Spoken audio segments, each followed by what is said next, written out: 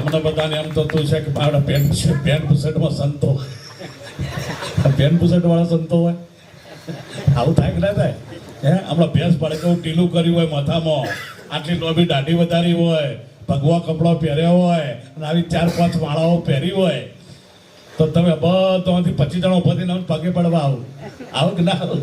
અમારો કોઈ ભાવ નહીં પૂછતું, હમણાં ખબર પડશે.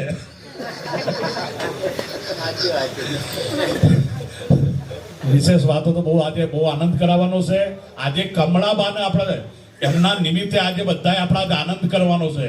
આજે આ ગામમાં અમે એવી વસ્તુ મૂકીને જઈશું કે તમે બધા મને યાદ કરીશો. કારણ કે આજે ખરેખર અમારા મહારાજે જે વાત કરી, અમારા દિલીપરામ મહારાજ, ઘનશ્યામ મહારાજ, આ બધા જે સંતો છે એમના જીવનમાં હમણાં ખરેખર એક લાવો છે. હવે અમારા ટાઈમ વધારે નથી, પણ અમારા ગોપાલભાઈ મહારાજ અમારા જોડે પધાર્યા છે, એમને વિનંતી કરીએ એક વાણી સાથે એ પણ આપણા અમૃત વાણીનો લાભ આપે. પેલો માઇક આપી દેજો.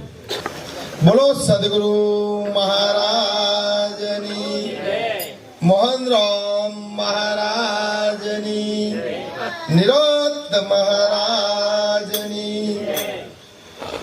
ધન્યવાદ. ઉઢેલા ગામના અંદર આજે ભજનનો પ્રોગ્રામ, કમળાબાના આજે 12 દિવસ થયા. ધન્યવાદ. એમના દીકરાઓએ આ ભજન સત્સંગનો કાર્યક્રમ રાખી. ધન્યવાદ કહેવાય કે સંત સમાગમ ઓર હરી કથા તુલસી દુર્લભ દોઈ સુત વિત દારા ઓર સંપત્તિ. આ તો પાપી કે ગરબી, પણ સંત સમાગમ ને હરી કથા આવ્યું મિલન તો ક્યોક જગ્યાએ હોય, બધી જગ્યાએ થાય. માનવ અવતાર મળ્યો છે તો આ શાના માટે મળ્યો છે? ખાવા પીવા, ભોગ ભોગવવા, રગડા ઝગડા કરવા. આ મનુષ્ય અવતાર શાના માટે મળેલો છે? આનું લક્ષ્ય શું? હા, એક અમારા સદગુરુ મહારાજે સરસ એવી વાણી બોલ્યા છે. બધા પાછળથી હાથ હાલ્યા હોય તો તાલી પાડજો, અને જેને મોઢું આલ્યું હોય એ જ બોલજો. બરોબર? અરે જીવ આયો જગતની મોય ભજન તું કરતો જા. જીવ આયો જગતની મોય ભજન તું કરતો જા. હે જીવ આયો જગતની મોય ભજન તું કરતો જા.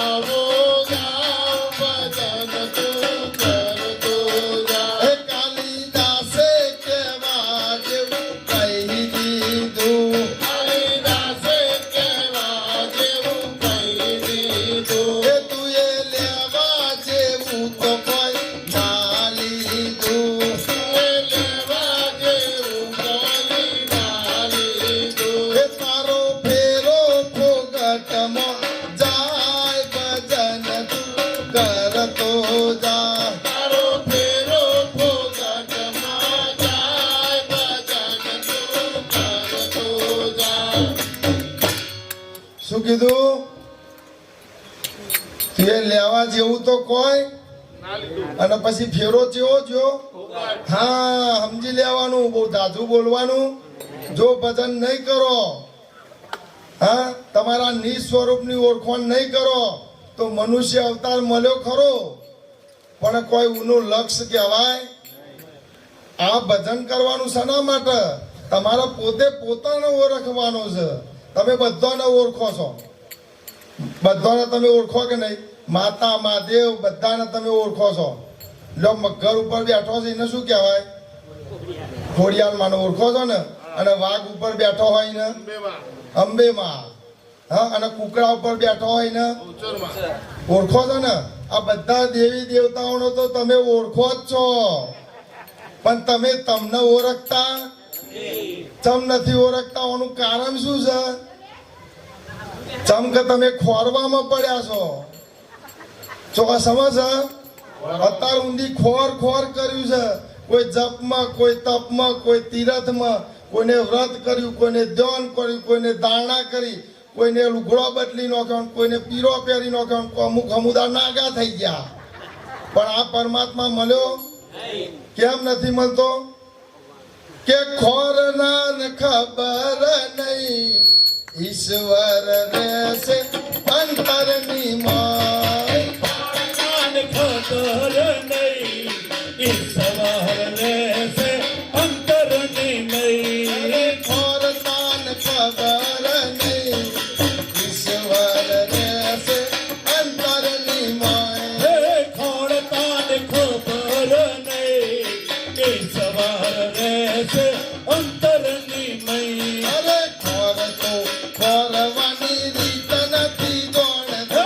ખોડ તો ખોડવાની રીત નથી જાણતો. અરે ખરું તો ખોવાય નહીં, ખરું તો ખોવાય નહીં ઈશ્વર રહેશે અંતરની માય.